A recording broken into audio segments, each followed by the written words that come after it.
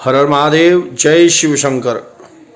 मित्रों, बहुत से लोगों के पर्सनल फ़ोन आ रहे हैं, गुरुजी इस बार होली कब मनाई जाए और होली का पर्व किस दिन मनाना शुभ होगा, 18, 19 या 17 में।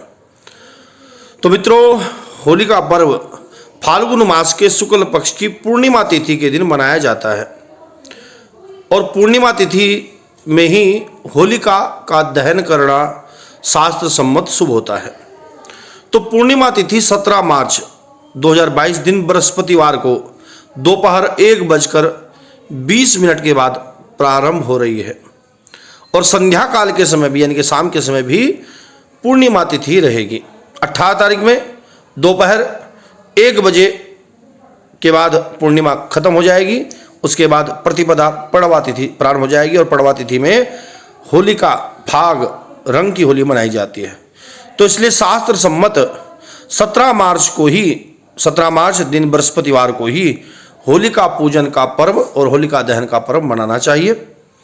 प्रातःकाल से ही होलिका पूजन प्रारंभ हो जाएगा और 1:30 बजे तक का जो समय है वो होली पूजन के लिए बहुत ही शुभ समय रहेगा, क्योंकि 1:30 बजे से 1:30 से भद्रा का प्रारंभ हो रही है। भद्रा शुरू हो जाएगी। भद्रा यम और शनि की बहन है, उनके समान ही उसका स्वभाव होता है और भद्रा जब मृत्युलोक में वास करे तो उस समय पर शुभकृत कार्य नहीं करने चाहिए। तो भद्रा में अग्नि संस्कार यानी कि होलिका दहन भी नहीं करना चाहिए। तो प्रश्न हुआ आया, पंडित जी इस बार होलिका दहन किस समय करें?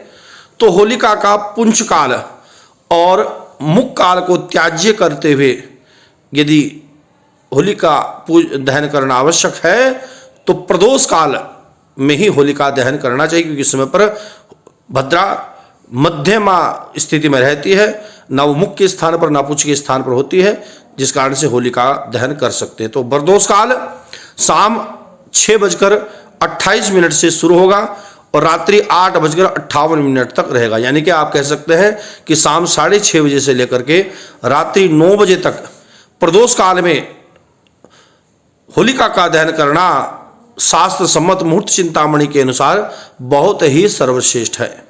शाम 6:30 बजे से 9 बजे तक होलिका दहन करें और पूजन का जो समय है वो सुबह 6 बजे से लेकर के दोपहर 1:30 बजे तक का है।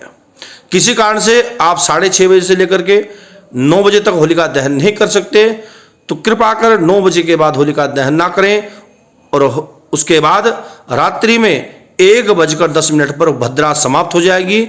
उसके बाद ही होलिका दहन करना चाहिए। यानी कि 2 मुहूर्त है, या तो 6:30 से 9 बजे तक कर लें, नहीं तो 1 बजे से लेकर के 3 बजे तक का जो प्रातः काल रात्रि काल का जो समय है उस समय पर होलिका का दहन करना चाहिए।